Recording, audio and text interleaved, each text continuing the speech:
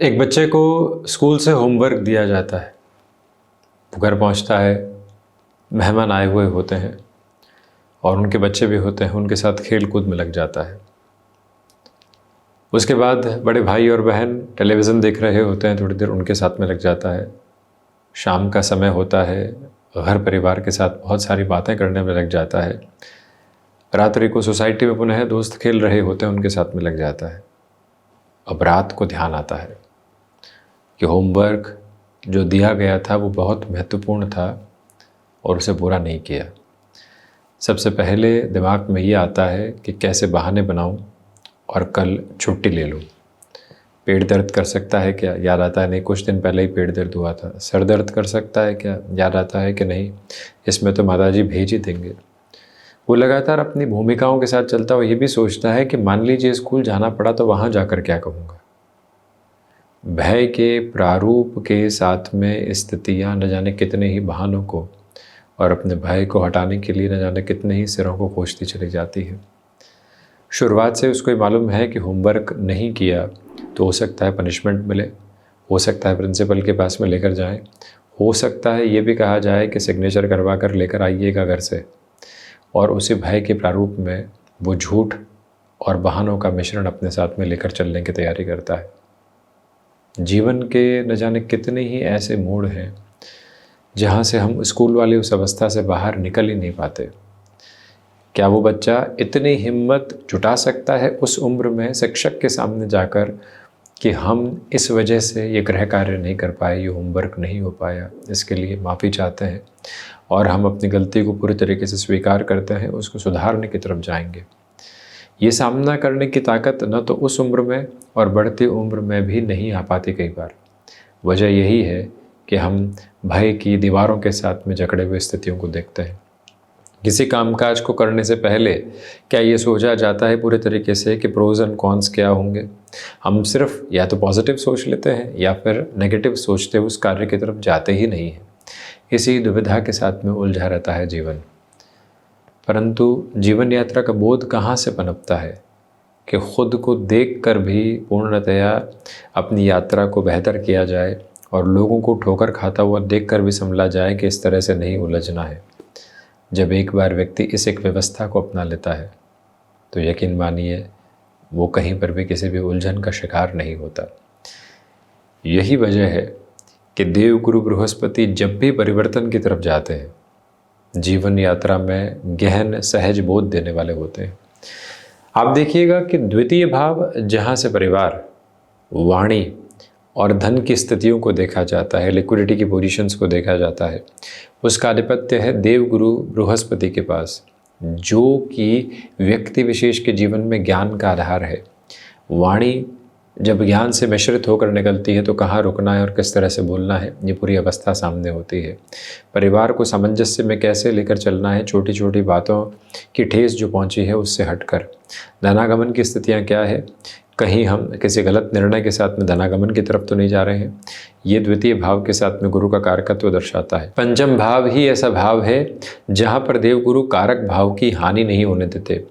जो ज्ञान हमने अर्जित कर लिया है उसका नाश नहीं हो सकता, इसलिए ज्ञान के साथ में कितनी वृद्धि निकल कर आ रही है वो महत्वपूर्ण स्थिति है। क्षमताएं व्यक्ति विशेष के जीवन का आधार है। किसी भी उम्र में खड़े होकर ये तय कर लिया जाए कि अपनी क्षमताओं के अनुरूप अपनी जीवन यात्रा को देखेंगे, बेहतर निकल कर आती है। हम बच्चों को एक अधिक एफडी देने की बजाय या फिर म्यूचुअल फंड की अप्रोच या फिर कोई ज़मीन देने की बजाय ये भी साथ में सोचें कि पंचम भाव आधार के साथ में संतान का आधार है, उनको आधा घंटा हम ज़्यादा देने वाले होंगे। उस प्रक्रिया के साथ में क्या हम चल पाते हैं तो संतान सुख और संतान से सुख की स्थितियाँ निकल कर आ पाती है। नवम में आध्यात्मिक प्रकाश है, उच्च शिक्षा है। जीवन रूपी विश्वविद्यालय के साथ में उच्च शिक्षा निरंतर तौर पर चला करती है, परंतु हम उसको अपना कर कैसे चल रहे हैं, ये सारा ही महत्व हमारे साथ में निर्दिष्ट होने वाला होता है। इसी क्रमबद्ध सिरे के साथ में आप देखिएगा कि कर्म का फलाफल क्या है, लाभ के सिरे क्या है, उन सभी के साथ में हम अपने सहज बोध को कैसे रखते हैं वो गुरु पर निर्भर करता है। इतनी बड़ी भूमिका की आवश्यकता सिर्फ इसी वजह से थी कि जो 18 अक्टूबर 2025 से देवगुरु बृहस्पति का परिवर्तन हो रहा है वो कई मायनों में महत्वपूर्ण है। 18 अक्टूबर 2025 के संध्या समय अंतराल से 11 नवंबर 2025 जब तक देवगुरु बृहस्पति अतिचारी मार्गी क्रम के साथ में चलायमान है, ये अवस्था श्रीमान बिल्कुल अलग है। और उसके अलावा जो देवगुरु बृहस्पति की स्थितियां 5 दिसंबर 2025 से पुनः मिथुन प्रवेश करेंगी, परंतु 11 नवंबर से जो ये 5 दिसंबर तक का समय अंतराल है, देवगुरु यहाँ पर वक्री कर्क में चलायमान रहेंगे। इसलिए आप इस टाइम बाउंडेड अप्रोच में अपने लिए 18 अक्टूबर 2025 जो अद्भुत तौर पर धन त्रयोदशी का दिवस विशेष है, वहाँ से लेकर जो ये 11 तारीख तक की यात्रा है नवंबर में, आपको किसी भी निर्णायक कामकाज की तरफ जाना है।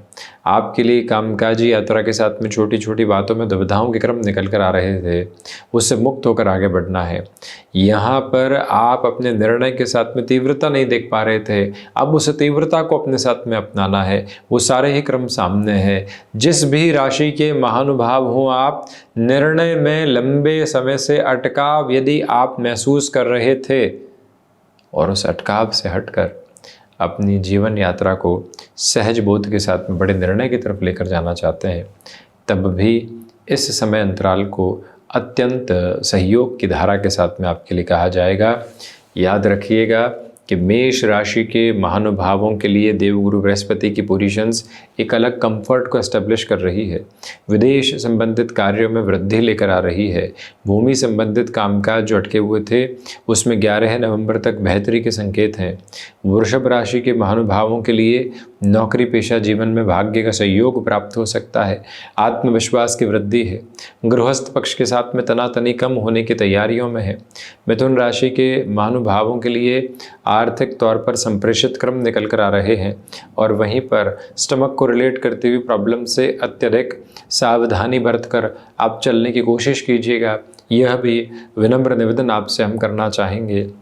इसके अलावा कर्क राशि के महानुभावों के लिए तो भाग्य का, क्षमताओं का, व्यापारिक जीवन में आपके आत्मविश्वास का पूरा सहयोग है। जो महानुभाव यहाँ विवाह संबंधी क्रम को अपने साथ नहीं देख पा रहे थे, उनके लिए भी 11 नवंबर तक के समय में जो रिश्तों के पक्के होने वाली स्थितियाँ होती है, रोका कहें, सगाई कहें, एंगेजमेंट कहें या कोई और प्रक्रिया के साथ में अलग अलग क्षेत्रों में बोले गए नाम हो, परंतु जड़ एक ही है, यानी कि एक तरह से रिश्ते पक्के होने की स्थिति वो आपके समक्ष यहाँ निकल कर आ सकती है। सिंह राशि के महानुभावों के लिए विदेश संबंधित कार्य में वृद्धि, स्टमक को रिलेट करते हुए कोई भी सर्जरी जैसे अप्रोच अटकी हुई थी उसमें आगे की तरफ बढ़ना, भले ही ढैया चल रही हो, परंतु विशेषज्ञ स्तर के साथ में आपके लिए यहाँ पर जो फाइनेंशियल बर्डन्स हैं उनमें कमी की तैयारी है। कन्या राशि के महानुभावों के लिए ठीक ठाक स्थितियाँ हैं। पुरुषार्थ के साथ में वृद्धि है, तो वहीं पर संतान पक्ष के साथ वैचारिक विद्रोह हट सकते हैं। तुला राशि के महानुभावों के लिए इच्छा शक्ति की प्रबलता रहेगी। हंस योग निर्मित हो रहा है। कामकाजी जीवन में मानसिक दृढ़ता बढ़ रही है।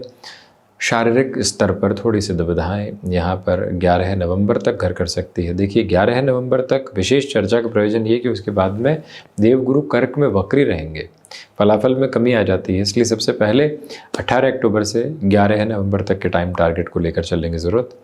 वृश्चिक राशि के महानुभाव आध्यात्मिक उजास देख रहे हैं, आत्मविश्वास में वृद्धि देख रहे हैं। क्षमताओं का अलग क्रमबद्ध सिरा आप साथ साथ में देखते चले जा रहे हैं। मकर राशि के महानुभावों के लिए रिसर्च संबंधी कामकाज में पॉजिटिविटी है। विदेश संबंधित कार्यों में वृद्धि है, तो वहीं पर मानसिक सुख दृढ़तापूर्वक आगे बढ़ रहा है। शनिदेव की मूल त्रिकोण कुंभ राशि के महानुभाव आत्मविश्वास की प्रखरता लिए हुए हैं, तो वहीं पर मन के भीतर छोटी छोटी बातों को लेकर जो भी यहाँ नेगेटिव बेसिस थे वो सारे ही हट रहे हैं। आप एक अलग स्टेबलाइजेशन के साथ अपनी जर्नी को इवॉल्व करने की तरफ हैं। मीन राशि के महानुभावों के लिए विदेश संबंधित कार्यों में वृद्धि है। इच्छा शक्ति की प्रखरता आपके साथ साथ में मौजूद है। कम्युनिकेशन में किसी भी तरीके के रिएक्शन को अपने साथ लेकर चलने से आप बचिएगा।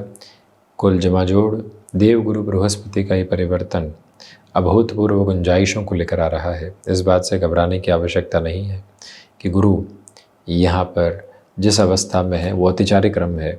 सौम्य ग्रह अतिचारी है, परंतु उच्चस्थ स्थितियों के साथ है। इस समय समागम को अपने साथ भरपूर गहराई से लेकर चलते चले। जाइएगा। आपको दीपोत्सव पर्व की, धनत्रयोदशी पर्व की, या यूँ कहें कि 5 दिवसीय महापर्व की अनेकों एवं कोटिशः शुभकामनाएं।